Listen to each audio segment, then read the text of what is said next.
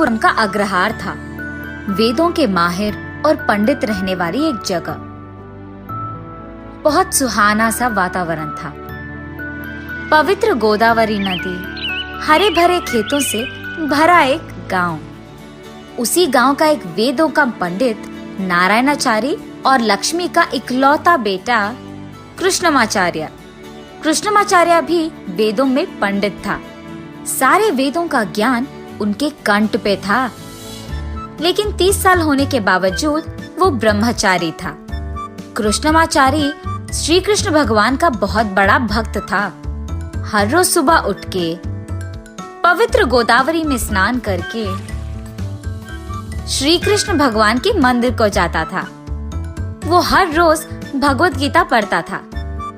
कृष्णमाचार्य उसी गांव के अग्रहार में वेद पंडितों के बच्चों को वेद और श्लोका सिखाता था। उन सारे बच्चों का कृष्णमाचार्य ही गुरु था। कृष्णमाचार्य को सारे काम आते थे और वो इंसान भी बहुत नेक और अच्छा था, लेकिन उसे हमेशा इस बात का गम होता था कि उसकी शादी नहीं हुई है। वो हर रोज कृष्ण भगवान के मंदिर को जाकर उनसे यही विनती करता था, हे स्वामी श्री कृष्ण भगवान, आपके 16,000 गोपिकाएं थी। क्या मेरे लिए किसी गोपिका को पैदा नहीं किया आपने? इस जन्म में क्या मेरा विवाह की योग्यता नहीं है? ऐसे उन्हें पूछते रहता है। ऐसे ही एक दिन वो उसके घर के बरामदे में बैठकर पंचांग श्रवण पढ़ते रहता है। ठीक तभी 3 आदमी उसके पास आते हैं। आए हुए वो तीनों उनके अपने अपने नाम कहते हैं। साहब, मैं रंगाचारी, मैं रामाचारी, मैं कृष्णमाचारी। ये तीनों कृष्णमाचारी से ऐसे पूछते हैं, गुरुजी, आप हम तीनों को आपके शिष्य बना दो ना। ऐसे विनती करते हैं। हम भी वेद पढ़ना चाहते हैं गुरुजी।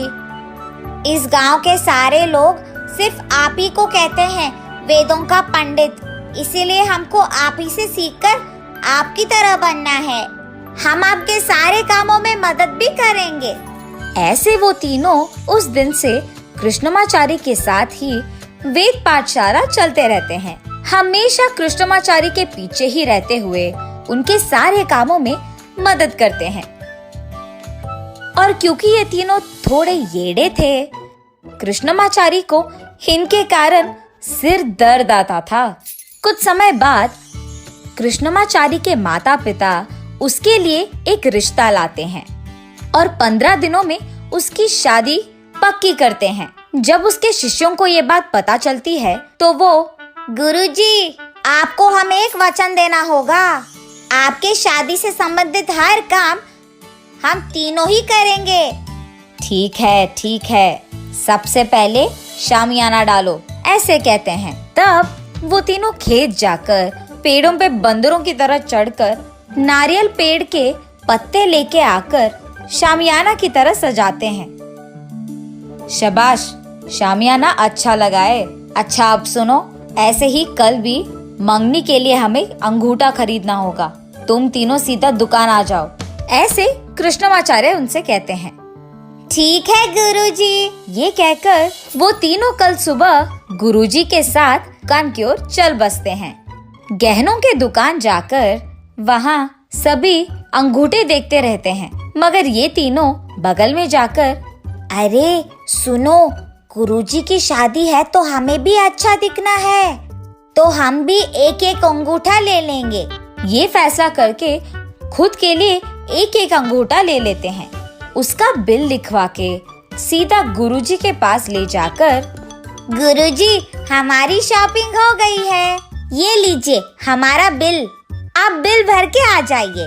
ये कहकर वो तीनों वहाँ से चले जाते हैं। उनकी इस काम से भले ही कृष्णमाचार्य को गुस्सा क्यों ना आए, वो कुछ नहीं कहते हैं, लेकिन घर पहुँचते ही उनपे बहुत गुस्सा करता है। छिछी, बेकार हो तुम लोग, अब से मैं तुम लोगों को कहीं लेकर नहीं जाऊंगा। ऐसे वो क्रोध में बात करके वहाँ से चले जाते हैं। उसके बाद एक दिन कृष्णमाचार्य अपनी शादी की कार्ड प्रिंटिंग करवाने के लिए इन तीनों को भेजता है। तब वो तीनों जी गुरुजी कहकर कार्ड छपवाने जाते हैं। उस कार्ड के आखिर में आमंत्रण करने वाले की जगह गुरु के शिष्यों करके लिखा होता है। गुरुजी ये देखकर आमंत्रण करने वालों की जगह तुम लोगों का नाम क्यों लिखा है, ऐसे गुस्सा करते हैं, जिसका जवाब ये तीनों ऐसे देते हैं। गुरुजी, आपके शादी के सारे काम हम ही कर रहे हैं ना। वैसे भी जब कोई वहाँ आए तो हम ही उनको लेने आएंगे, इसीलिए हमने हमारा नाम लिखवाया। हाय भगवान, तुम लोग कितने नासमझ हो। तुम लोगों को ये काम देने के लिए मुझे अपने आप को कोसना पड़ेगा। ये कहकर वो अंदर चले जाते हैं। अगले दिन कपड़े खरीदना था, इसीलिए इन तीनों को बिल्कुल ना आने के लिए कहता है गुरुजी। अरे गुरुजी तो ऐसे ही कहेंगे, कल हम अगर उनकी शादी में अच्छे नहीं दिखे तो कैसे, फिर वापस गुरुजी ही बुरा मानेंगे। वैसे भी हम ही तो सारी शादी की जिम्मेदारी ले रहे हैं। ऐसे वो अपने आप को समझाकर गांव में मौजूद कपड़ों के दुकान को जाकर तीनों रेशम कपड़े खरीदकर दुकानदार को, बाबू, हम इस गांव के वेद पंडित नारायणाचार्य के बेटे के शिष्य हैं। वो हमारे गुरुजी हैं। 2 दिन में उनकी शादी भी है, इसीलिए उन्होंने कहा कि हम यहाँ दुकान में कपड़े खरीद सकते हैं। पैसे वो खुद भर देंगे। हम अभी कपड़े ले जाएंगे, तुम शाम को उनसे पैसे ले लेना, ठीक है? ये कहकर वो वहाँ से चले जाते हैं। जब तक कृष्णमाचार्य शहर से वापस लौटता है, वो दुकानदार उसके घर के बाहर इंतजार करते हुए दिखता है। क्या हुआ, आप ऐसे आए? उनके ऐसे पूछने पर, आपके शिष्य हमारे दुकान से कपड़े खरीद चुके साहब। उन्होंने कहा कि पैसे आप दे देंगे। उस दुकानदार और गुरुजी के बीच में हो रही बातें ये तीनों चुपचाप सुनते रहते हैं। उन तीनों को कोसते हुए कृष्णमाचार्य उस दुकानदार को पैसे देता है। दुकानदार के घर से बाहर जाते ही गुरुजी आ गए, ऐसे कहते हुए वो तीनों बाहर आते हैं। यही पड़े हो तुम लोग, त्रिमूर्ति की तरह तीनों के तीनों ही हो। त्रिमूर्ति तो इस दुनिया को बचाता है, तुम लोग तो मेरा नुकसान कर रहे हो। ना समझ बेकार लोग हो तुम। जब से तुम आए हो मैं सब कुछ खो ही रहा हूँ।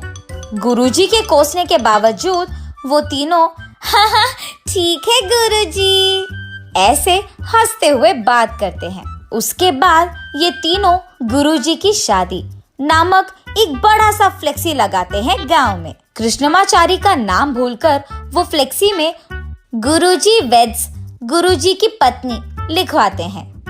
ये देख गांव के सारे लोग हंस पड़ते हैं। कल सुबह मेरी शादी है, इन तीनों का मैं क्या करूं? ऐसे निराश होता है। आखिरकार शादी का दिन आ ही जाता है। वो तीनों अच्छे से तैयार होकर शादी में हल्ला मचाते हैं। आए हुए अतिथियों का आदर सत्कार करते हैं। शादी धूमधाम से होती है। शादी के बाद पत्नी के साथ घर आए हुए गुरुजी से ये तीनों दरवाजे पे उनको रोक के पूछते हैं, गुरुजी, वैसे आपने शादी क्यों किया? ऐसे पूछते हैं। ये सुनकर कृष्णमाचार्य अपने आप को कोसता है और कृष्णमाचार्य को देख सारा